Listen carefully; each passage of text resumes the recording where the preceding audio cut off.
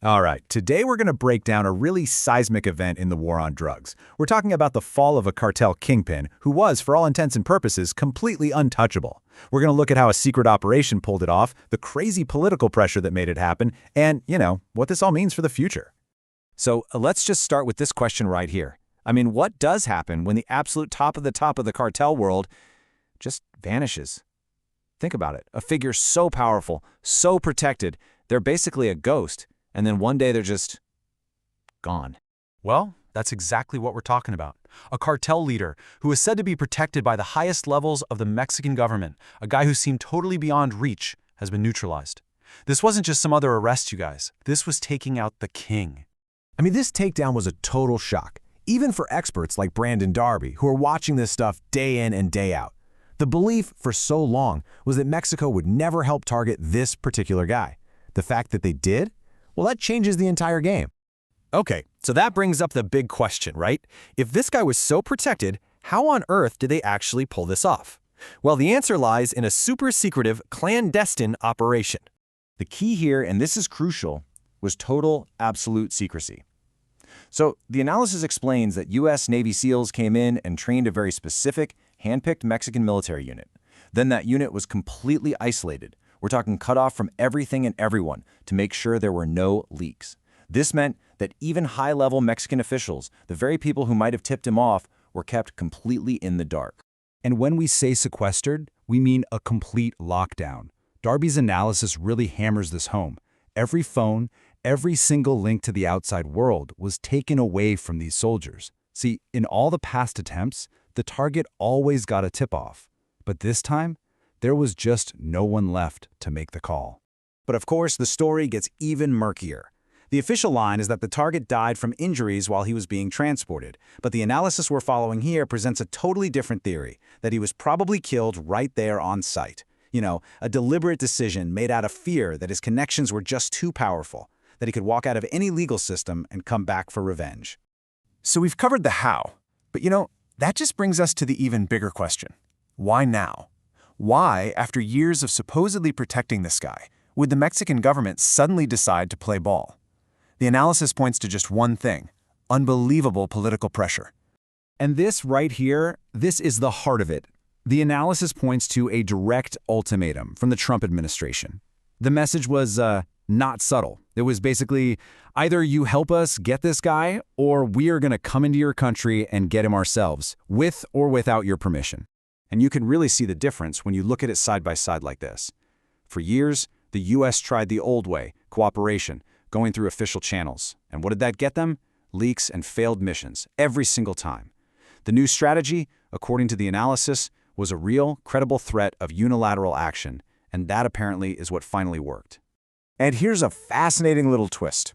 Mexico's early attempts to look like they were helping were actually just making things worse. The source says they would go out and arrest the main target's rivals. So, in an effort to make the U.S. happy, they were actually just clearing the field for him, making the kingpin even more powerful. Okay, so taking out the leader is one thing, but what happens next? What's the fallout? Well, the analysis predicts that this one act is about to kick off a brand new and very violent chapter for Mexico's underworld. A huge power vacuum has just been created. And you know what they say about nature and vacuums? The prediction is a massive, immediate spike in violence, as 4 or 5 different factions start a bloody free-for-all to grab a piece of the empire that's just crumbled. But, and this is interesting, this chaos might actually be part of the long-term strategy. Darby makes a comparison to what happened with the Gulf Cartel. The strategy was basically repeated decapitation. Every single time a new leader popped his head up, boom, they'd take him out too. And what's the end game of a strategy like that? It's to smash these huge, internationally powerful organizations into little pieces until they become what the source calls glorified gangbangers. The idea is to just shatter them over and over until all they have is neighborhood-level power. And that's it.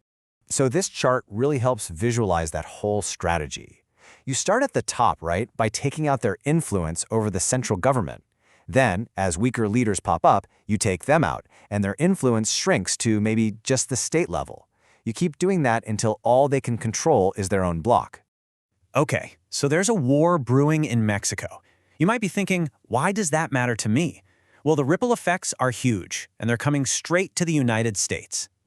So let's run through the 4 big takeaways here for the US. First, it sends a crystal clear message: no one is untouchable. Second, the analysis argues that what comes next really depends on US policy, calling things like immigration and drug profits the economic engines that power these cartels. Third, it flips the script on fentanyl, saying it's not a demand problem from the US, but a push from cartels creating a market. And finally, a direct and serious travel warning. And when we talk about those economic engines, man, are they profitable. The analysis claims that some of these cartels are now making as much or even more money from human smuggling, specifically trafficking asylum claimants, as they do from selling drugs. You add that to the money they get from extorting tourist areas, and you see a business model that is way, way bigger than just narcotics. And this all brings us back to that travel warning. The advice from the source is, honestly, pretty stark. Just do not go to Mexico right now. And that includes the so-called safe tourist spots like Cancun.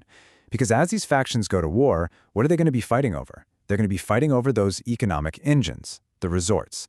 And that's a crossfire you really don't want to be caught in. You know, the perspective here is just so important. This one operation, it is not the end of the war on cartels. Not even close. Instead, the analysis uses this incredibly powerful analogy. This was D-Day. It wasn't the end of World War II, but it was the turning point. A beachhead was established, the momentum shifted, and the entire conflict changed forever. And so, that leaves us with this final, hanging question. D-Day happened. A pivotal battle might have been won, a beachhead secured. But the long, brutal war for the future of Mexico, and the ripple effects for all of us, is really just beginning. And who's going to win? Well, that's anyone's guess.